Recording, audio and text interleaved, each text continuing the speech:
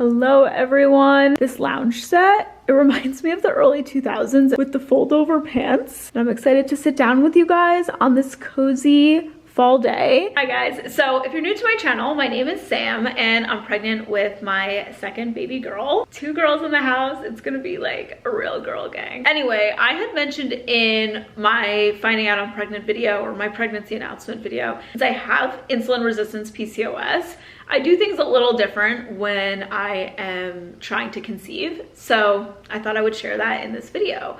And when I was first sitting down to make this video, I was like, okay, so I have to give my disclaimer that I'm not a doctor or professional or whatever, but I realized that it's because of YouTube girls, TikTok, and podcast that I was able to figure out solutions for my insulin resistance PCOS, and that my doctor was really no help when it came to figuring out lifestyle solutions for PCOS. Like, I'm sure if I wanted to go the medical route and needed a prescription, he'd be helpful for that. But because I want to do everything natural and lifestyle based, like, I learned that all from YouTube and podcasts and just like hearing other people's stories. So I think that sharing mine could be helpful for those of you that are trying to conceive or have PCOS, or even if you don't have PCOS but you just want to talk all things fertility, what you should do before trying to conceive, then I think you guys will really enjoy this video. So I put together a list of lifestyle changes that I made that helped me conceive my first daughter and now my second. So I hope you guys enjoy this video. Okay, so before we get into my actual tips, I just want to share 2 things that will be really helpful for you that I'm not going to make tips in this video, but you should be doing them. And that's first, tracking your cycle. So for me, how I knew something was off is like when I was like 15 or 16, I noticed that all my friends had like a 28-day cycle for their periods, and I had like a 37-day cycle. So I remember my mom took me to my gynecologist. Again, I was like 15 or 16, and she said, oh, your ovary is a little cystic, like you have some cysts. I always like knew something was like a little bit different, and I gained weight in my midsection. So that's kind of like the start of like how I knew something was up, but I wasn't diagnosed with PCOS until last year. So the first place everyone should start is tracking their period cycle. What day of the month do you get it? And then how many days until your next one? So for me, I'm like a 35, like an average 35-day cycle. And this matters because then that's how you're gonna calculate your fertile window. So I'm gonna be sharing tips in this video how you can get your cycle to be pretty regular. So even if it does come every 35 days or 37 or 28, whatever it is, at least if it comes the same time every month, you can calculate your fertile window, and then you'll know when you should try for a baby. And then the second thing everyone should do is get the book Taking Charge of Your Fertility. I read this book when me and my husband were engaged because we knew we wanted to have kids like right away. And I read this book and it was eye-opening to me because for so long we have been told how to prevent pregnancy that I actually did not know how to get pregnant. Like, I didn't know anything about the fertile week. I didn't know anything about cervical mucus. I didn't know anything about tracking your cycle. So that book taught me literally everything.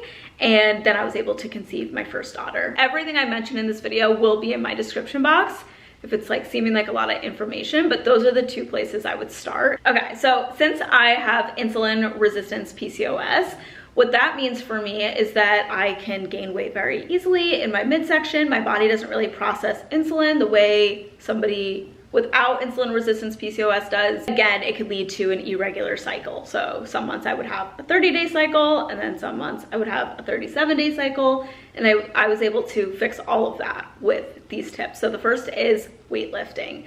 Weightlifting is amazing for people with PCOS. If you find that you gain weight so easily, and especially in the midsection, you need to start lifting weights. So lifting weights is amazing for people with PCOS, especially insulin resistance PCOS. The more muscle you have on your body from weightlifting, it will actually improve the way your body processes insulin.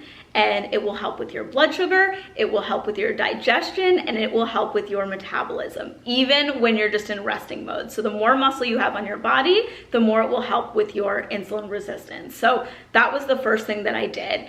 And just to share this, so a lot of us have done HIIT workouts, right? Like, have you guys done HIIT workouts? Because I know I have.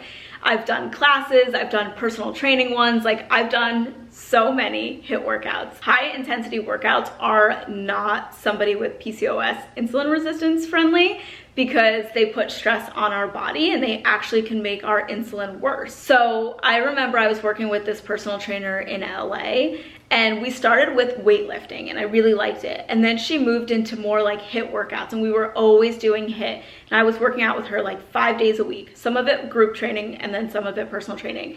Do you know, at the end of it, I was gaining weight. I was like, why am I gaining weight? Not only were the workouts making me super hungry, like I would come home and I would just like be ravenous for food, but then I would nap and like I couldn't wake up. Like I would just feel so tired. My body would feel so drained. And if this sounds like you, where your workouts are not really improving your body composition and you're not feeling better, you need to try weightlifting. Like just low impact workouts, lifting weights. And then the second thing you want to combine that with is walks. Walking is amazing for improving your insulin. Again, when you improve your insulin, you're improving your fertility. That would be the first place I would start. Once I moved into weightlifting and I was getting in shape for my wedding, that's actually when I got pregnant with my first daughter. And it was just amazing for my body. Like my body really responded well to it, because when you figure out what kind of PCOS you have, you can then tailor your program to that. The second thing is food and what you're eating. So both times I conceived, I was eating a lower carb diet, but nothing like keto or anything like that. Like I ate sweet potatoes, I ate Dave's Killer Bread. Like I would just be very mindful about what I was eating. With insulin resistance PCOS, there's only so much sugar our body can take, and we respond really well to high protein diets. So making sure you're eating protein and less processed food, sugar, and all of that. So like an ideal meal for me with PCOS would be like steak with a side salad and maybe a half a sweet potato. And in that side salad, I have olive oil, so there's a good healthy fat, and I have my protein, and then I have my sweet potato, which is a low glycemic carb, so it's not just going to spike my insulin, it's gonna digest slower, versus like steak pasta with like a ton of pasta, which I love pasta. I'm not saying I never have those things. I literally had pasta last night, but I'll keep it to like 1 or 2 times a week, and I'm really mindful about making sure I'm eating a formula like this, which is protein, fat, greens, and fiber.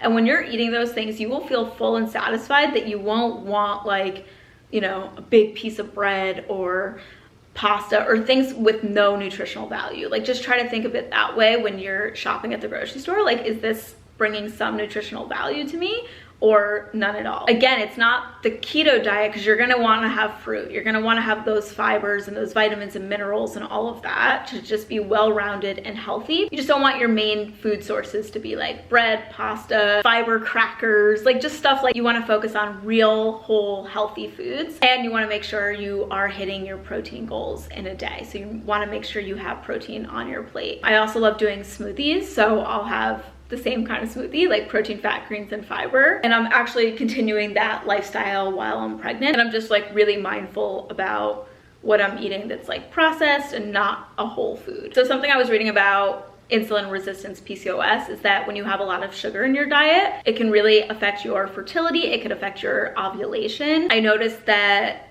it's gonna be super TMI. So this video is literally just for the ladies, but the healthier I am, like I'm lifting weights, I'm eating really good quality food, like whole foods, like a big beautiful salad, or like a quinoa bowl with like chicken and protein, all sorts of stuff, and veggies, that when I'm eating that way, everything in my body is running properly, and I am noticing more of that.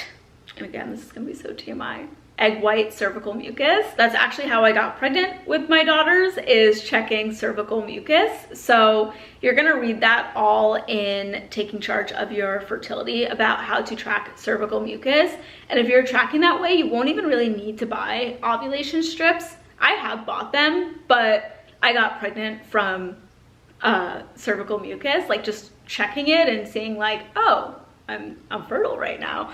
And I notice more of that quality cervical mucus when I am eating healthy. So I think that there is a relationship to you know, just eating junk food and you already have an issue with insulin resistance, maybe your body just skips a month with ovulation, or maybe your body is not producing that cervical mucus. So I don't know, that's my theory with it. I think that your body, when you're giving it all the right nutrition, feels very safe to ovulate. Like if you just think of it in like a spiritual way, not just so much on like black and white and textbook ovulation, all that, but if you think of your body in a spiritual way, that your body feels safe to ovulate and your body feels safe to procreate and make a baby when you are feeling healthy. We have to be really diligent with our routine so that our body does feel safe to ovulate and create that egg white cervical mucus, which is fertile mucus.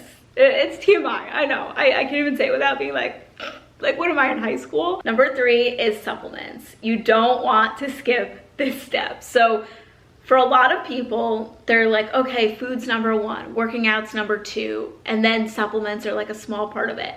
When you have insulin resistance PCOS, supplements are a big part of it. Yeah, I really think these supplements combined with my lifestyle changes is why I was able to conceive both times. So the first is when I was wanting to conceive my daughter, but not yet, because I was like trying on wedding dresses and I was like planning my wedding, and I was like, okay, I want to conceive her like right after the wedding. That ended up not happening. I ended up conceiving her, I think, that month. But ideally, if it was like a timeline, I was trying to wait until after my wedding. I was talking to my holistic coach and I was like, okay, what are some things that I can start doing? And I told her that I have an irregular period, it doesn't come the same time every month.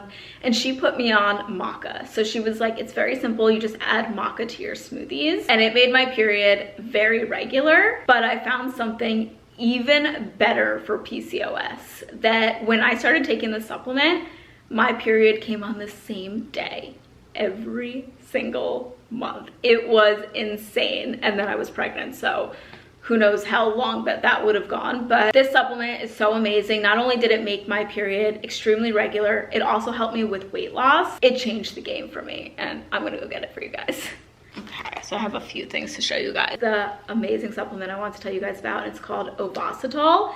So Ovasitol is really amazing for women with insulin resistance PCOS. It says it right here on the back. Supports healthy insulin levels, promotes healthy ovarian function and egg quality, supports hormone health. It doesn't taste like anything. You just put it in your water, mix it. You don't even need like an electric blender or anything. You just mix it with a spoon and you just drink it. And I drink this every single day. It's a combination of myo-inositol and D-cryo-inositol. So it's got both of those in there. I'm pretty sure this is safe to take while pregnant. I'm not taking this right now. Once I have my baby, I'm gonna take this again because this was so amazing for weight loss as well, not just conceiving and fertility, but just keeping my insulin levels in check, especially days that I knew we were gonna have pasta or something. I mean, I drank this every day, even on days that I ate super healthy, but on days that I didn't eat super healthy, I felt like this kind of helped me a little bit with my insulin levels. I love Ovasitol, so I'm definitely gonna have this in my postpartum routine. I will say it's a pricey supplement,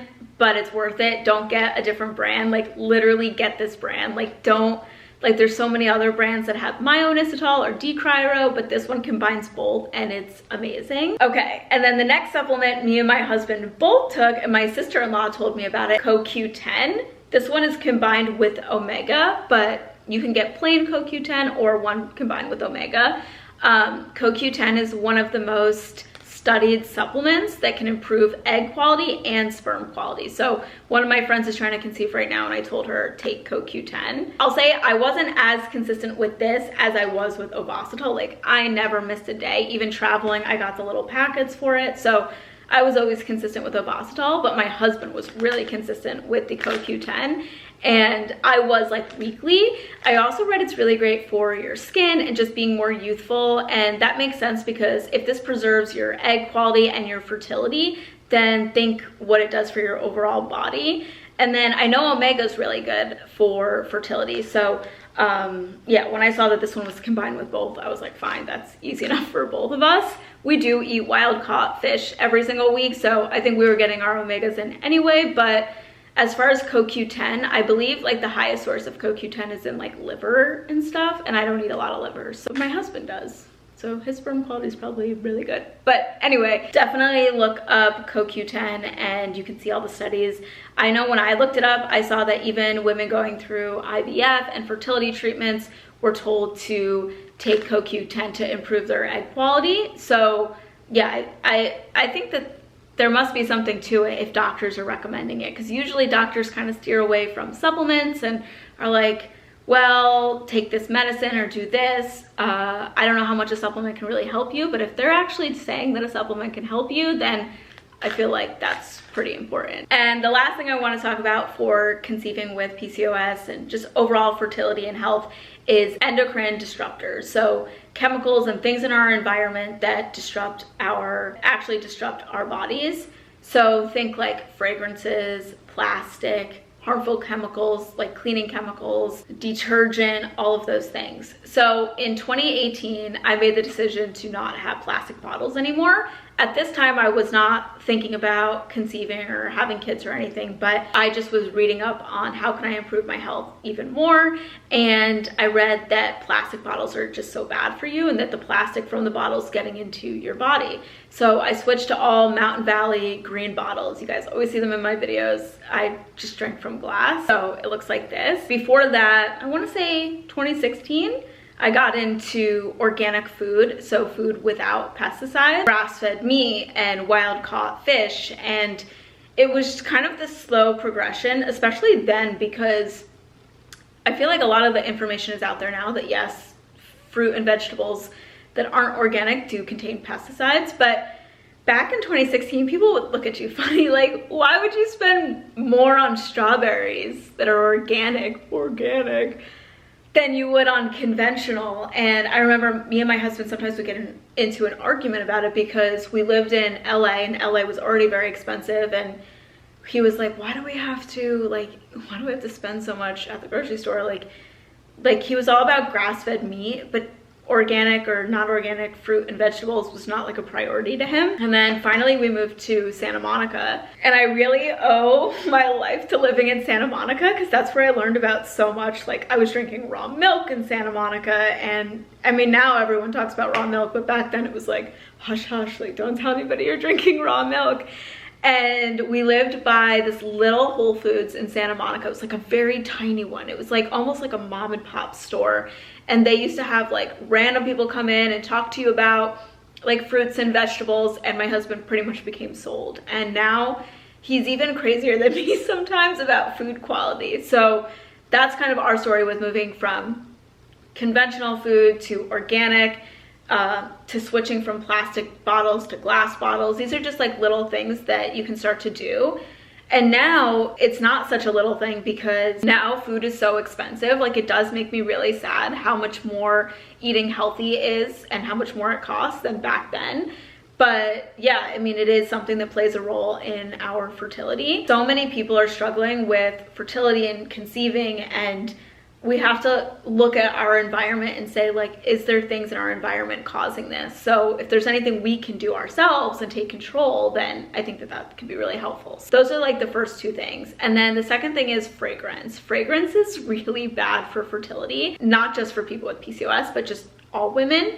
And even for my daughter, when she takes a bath, like I do fragrance free for her, even though she wants like, you know, when we're at the grocery store or something and she sees like the body wash, she's like, oh, I want to try that. And I'm like, we stick with what we have at home, which is fragrance free, because I don't want her hormones to get all messed up. Fragrance can mess up our hormones. And think about it, a lot of us came from the time of Bath and Body Works candles and lotions and fragrance spray. And I was actually talking to my hairstylist about this the last time I got my hair colored, like a few weeks ago, and he was like, I used to pour that brown sugar spray all over me and it is so toxic. Like we know better now, but back then we didn't know. I'm really careful with fragrance, not in everything. Like my shampoo and conditioner, I have not found a good fragrance free. I did for my daughter, she uses the brand Honest, but for me I haven't. And then like makeup, I try my best. Like right now I'm wearing the Merit foundation and a Merit blush and highlighter, but then I'm wearing a Dior lip. So it's not like everything of mine is fragrance free, but any lotions that go on my body are 100% fragrance free. Like when I'm putting on my belly every day and just my legs, I use fragrance free. Body wash, fragrance free. Laundry detergent, this one was another little fight with my husband. My husband loves like a fragrance laundry detergent, and I was like, Jared, we're not using that. We're using fragrance free. And one time I came home, he was doing the laundry and he was using a fragrance one. Like he bought it behind my back. And I was like, I have to remember to stay calm because nobody changes when you're crazy, but stop it. And so I talked to him about it. I showed him different videos and he was like, okay, throw it out. No one else is fighting for us, guys. Like no one else is like, you know, when you go to your doctor's office, they're not like, make sure your laundry detergent's fragrance free because the stuff can disrupt your hormones and it's on your body and it's on your underwear that touches your parts, and nobody's telling us this. So it's like we have to advocate for ourselves, right? So especially for my daughter, oh my gosh, like anything I can do to help her and not, you know, start her off with like fragrance and all that. But anyway, if you want to start slow, start with your body wash. That like physically touches your body. So find something unscented, fragrance free. Cleaning products. There's so many brands now that have safer alternatives for cleaning products. Even the dish pods we use, unscented. I don't get like that lemon scent anymore that I used to get years ago. Like that's on your plate, that's on your food. You're spending all this money on quality food.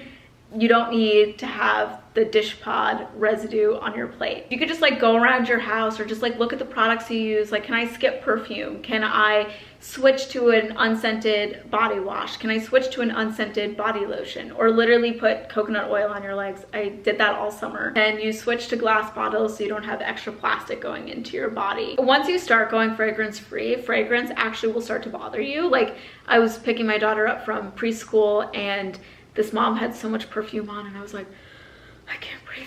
Like, oh my God.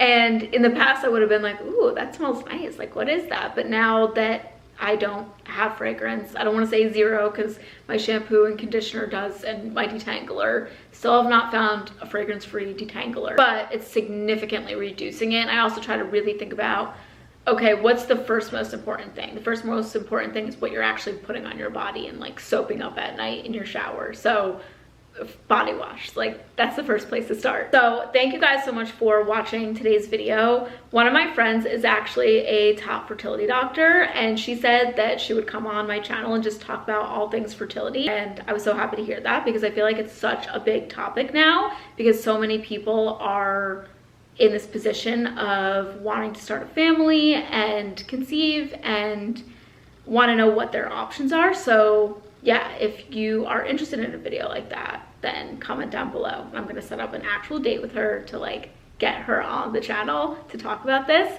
But for now, I hope you guys enjoyed these tips and this video. Let me know what you thought in the comments down below and I will see you guys soon.